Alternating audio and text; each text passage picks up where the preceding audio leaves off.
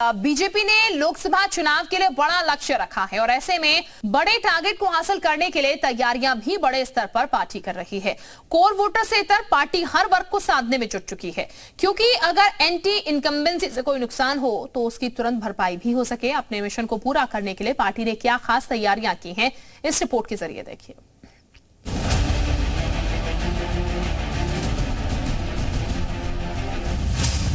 (2024) के रण में दलित फैक्टर, दलित vote bank पर बीजेपी की नजर।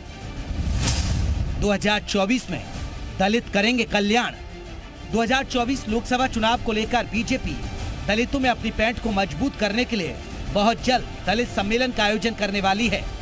माना जा रहा है कि इससे बीजेपी लोकसभा चुनाव से पहले दलित वर्ग के साथ आत्मीयता बढ़ाएगी। लखनऊ में बीजेपी करेगी दलित सम्मेलन। 2 नवंबर को लखनऊ में दलित सम्मेलन। गृह मंत्री अमित शाह हो सकते हैं शामिल। पश्चिमी यूपी में 15 अक्टूबर को दलित सम्मेलन। वाराणसी में 26 अक्टूबर को दलित सम्मेलन। माना जा रहा है कि दलित समाज के प्रबुद्ध जन सम्मेलन में शामिल हो सकते हैं।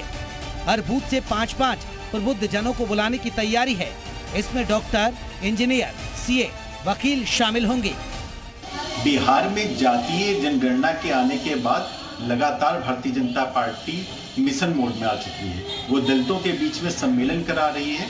ब्रज मंडल, पश्चिम मंडल, अवध क्षेत्र, सभी क्षेत्रों में उसने 1-1 लाख दलितों को जोड़ने की योजना बनाई। दलितों में भी प्रबुद्ध वर्ग के लोगों को शामिल किया जा रहा है। हर क्षेत्र में दलितों के पास पहुंचने की योजना है।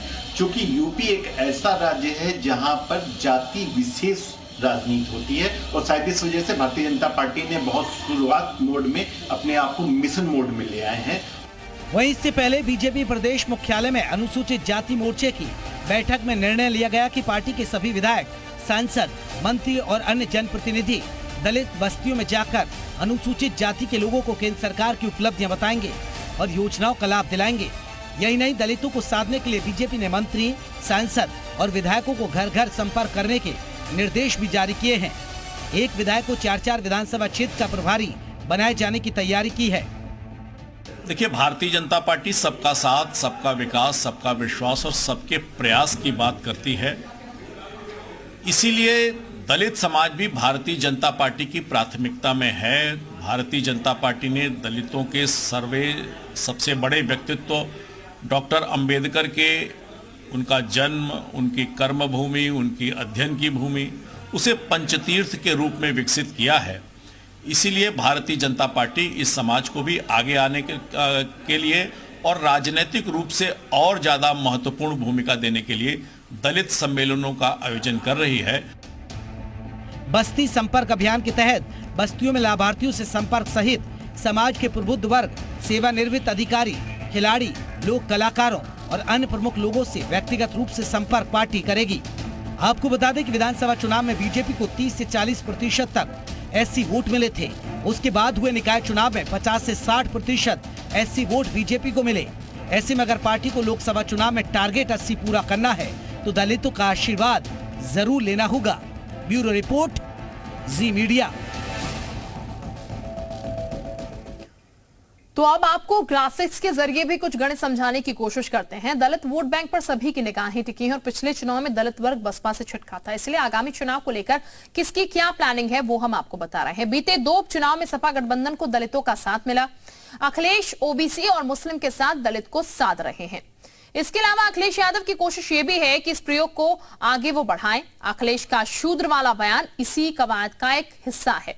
दलितों को साधने के लिए बाकायदा अभियान चलाया। बीजेपी दलितों के पैठ बीच मजबूत करना चाहती है और बनाने में जुटी हुई है। बसपा के बारे में नेगेटिव ना बोलने की नेताओं को सलाह भी दी गई है।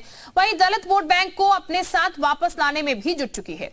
कांशीराम जयंती पर दलित गौरव संवाद अभियान हुआ। 9 अक्टूबर को प्रदेश भर में अभियान करेगी शुरू। इसके अलावा दलित वोट बैंक में सेंधमारी ना हो, इसकी जुगत में लगे हुए हैं। तो ये पूरे नुक्ते हैं, एक तरीके से कह सकते हैं पूरी जुगत है जो कि हर एक पार्टी कर रही है। यहां पर बीएसपी की भी हम आपको बात बता रहे हैं। तो नवंबर तक कार्य बैठकों, पदाधिकारी संघ महामंथन भी होगा। एनडीए और इंडिया दोनों गठबंधनों से दूरी की नसीहत भी यहां पर दी गई है।